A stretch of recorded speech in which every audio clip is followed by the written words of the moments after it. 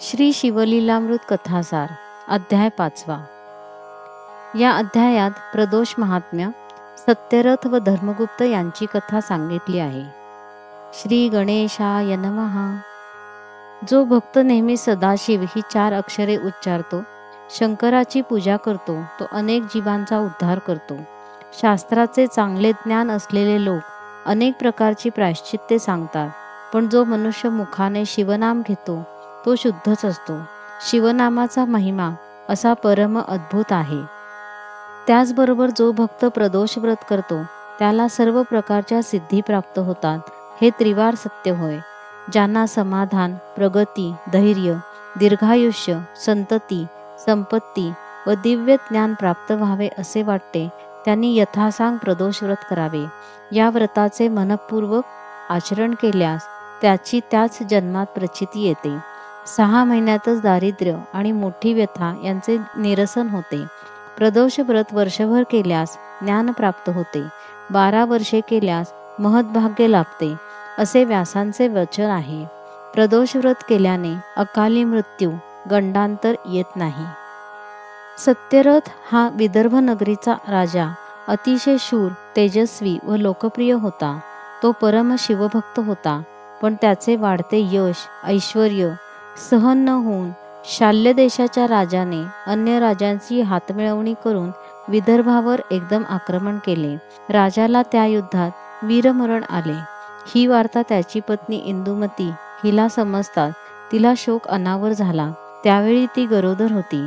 आपले व बाळाचे प्राण वाचवण्यासाठी ती गुप्त मार्गाने राज्याबाहेर गेली.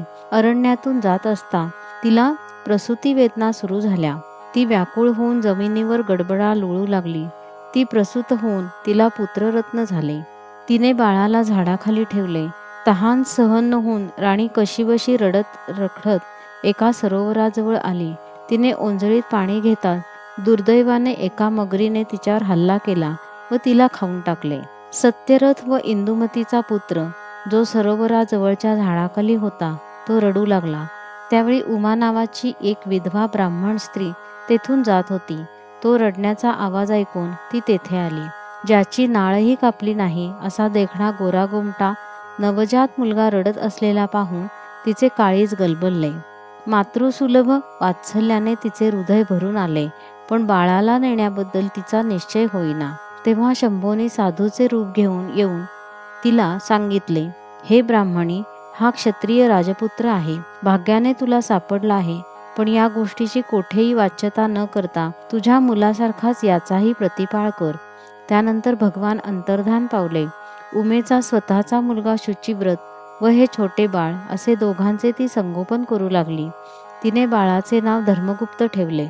उमा मुलांना घेऊन एकचक्रा नगरात गेली असता तेथे शिवालयात पूजा करणाऱ्या ऋषीश्रेष्ठ शांडिल्य यांनी धर्मगुप्त राजपुत्र असल्याचे ओळखले. उमेने धर्मगुप्ताची माहिती सांगण्याविषयी त्यांना विनंती केली. शांडिल्य म्हणाले, हे ब्राह्मणी, हा मुलगा विदर्भ देशाचा राजा सत्यरथ याचा पुत्र आहे. हा सत्यरथ पूर्वजन्मीही राजा होता. त्या जन्मात प्रदोषकाळी शिवपूजन अर्धवट ठेवून उठल्यामुळे या जन्मात सत्यरथ अल्पायुषी होऊन शत्रूकडून मारला गेला. याच्या मातेने पूर्वजन्मी आपल्या सवतीचा वध केला होता. त्याच सवतीने या जन्मी मगरीच्या रूपाने तिचा जीव घेतला. धर्मगुप्ताने पूर्वजन्मी कोणतेही शिवव्रत केले नाही, म्हणून या जन्मी राजपुत्र असूनही हा लहानपणी अनाथ पोरका झाला. भगवान शंकर म्हणजे देवाधिदेव अत्यंत कृपाळू. त्यांची मनपूर्वक सेवाभक्ती करणाऱ्याला कसलीही कमतरता पडत नाही. म्हणून प्रदोषकाळी एकाग्र चित्ताने शिवपूजन करावे. शिवपूजन चालले असताना ते अर्धवट टाकून केव्हाही उठू नये. प्रदोषकाळी भवानीला प्रतिष्ठित करून कैलासनाथ तिच्यापुढे नृत्य करतात.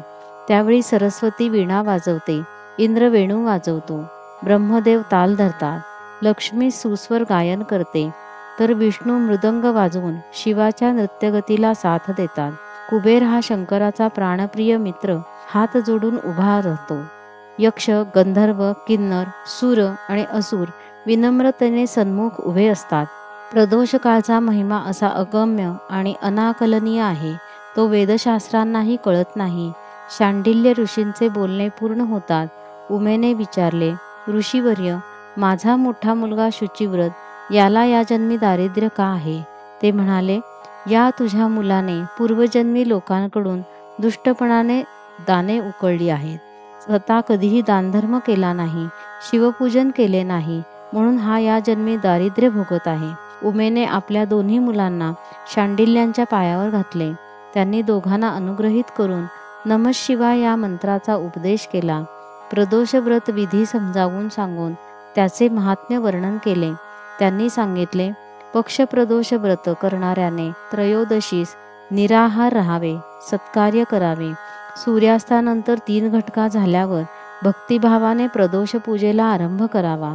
पूजेच्या जागेला केळीचे खांब, ऊस, पताका, रांगोळ्या व झालरी यांनी सुशोभित करावे. स्वतः शुभ्र वस्त्र नेसावे, भाळी पांढरे गंध लावावे, सुगंधी पुष्पे धारण करावीत. व शिवलिंगाची स्थापना करून त्याची विधियुक्त पूजा करावी. प्रथम आचमन व प्राणायामादी प्रारंभिक विधी करावेत. मातृकांसह अंतर्न्यास व बाह्यन्यास करावेत. डावीकडे विष्णूची व उजवीकडे अग्नीची पूजा करावी. वीरभद्र, गणपती, अष्टसिद्धी, अष्टभैरव, अष्टदिक्पाल व सप्तावरण पूजा करावी. आधी शंकराचे ध्यान करावे, मग सर्व राजोपचार यथाक्रम करून अर्पण करून याची मनोभावे पूजा करावी.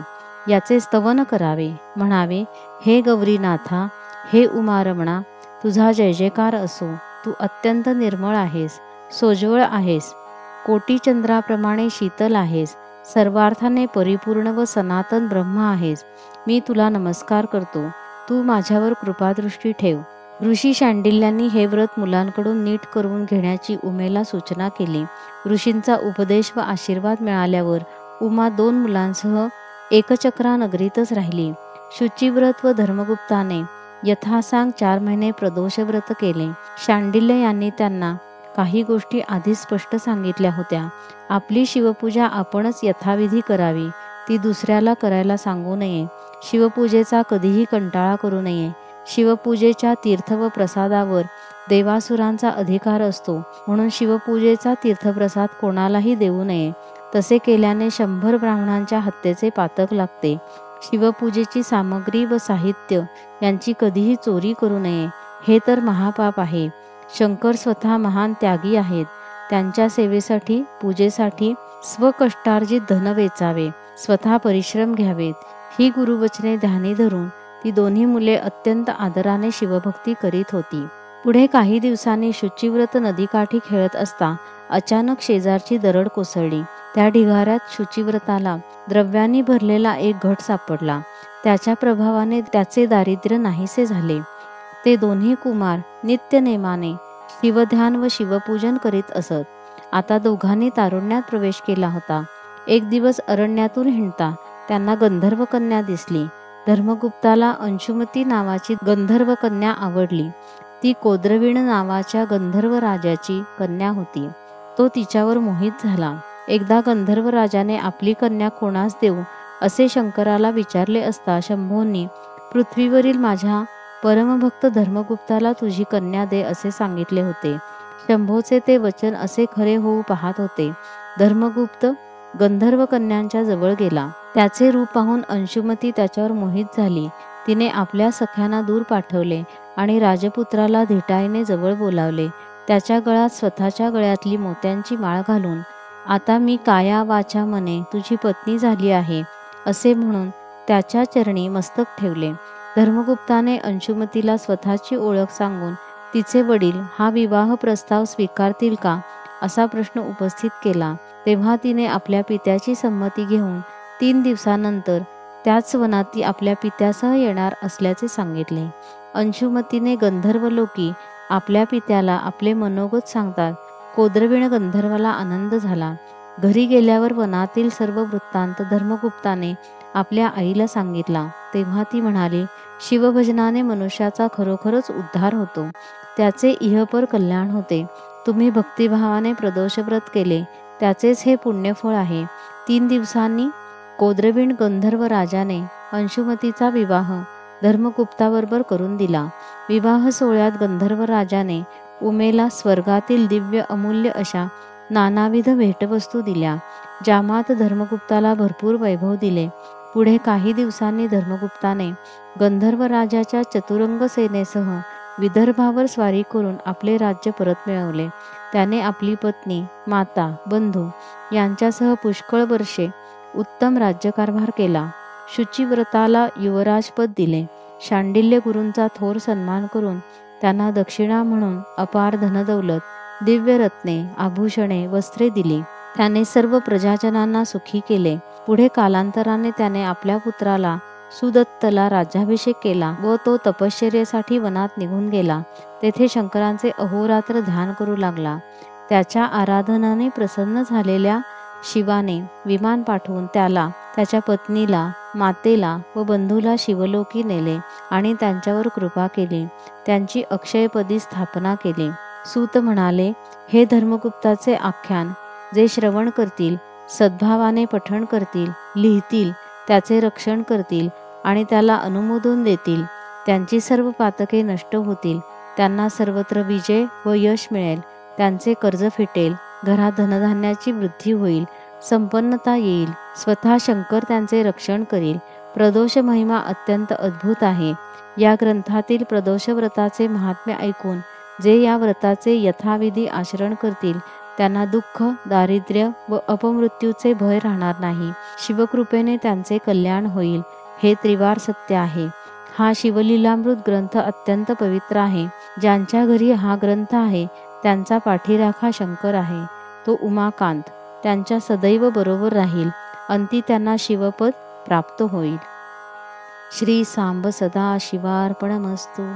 या अध्यायाच्या पठणाने व प्रदोषव्रत केल्याने 6 महिन्यात गतवैभव परत मिळेल. हरवलेली व्यक्ती पुन्हा भेटेल.